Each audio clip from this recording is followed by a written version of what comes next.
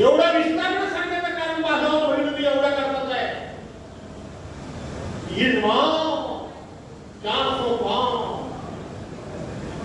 मग आपल्या पक्षाकडून उद्धव बाळासाहेब ठाकरेंनी आवाज दिला, इस बार 400 पार नहीं तो तुम हो जाओगे आज तडीपार झाले. तुम्हाला दिसायला फक्त ते सत्तेवर दिसतच असतील, दिसायला सत्तेवर दिसत असतील, पण खऱ्या अर्थाने ते सत्ताच्युत झालेले आहे.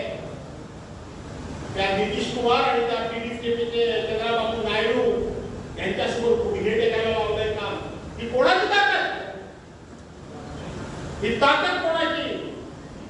अशा पद्धतीने ज्यांच्या डोक्यात सत्तेची मस्ती गेली होती त्यांना जमिनीवर आणण्याची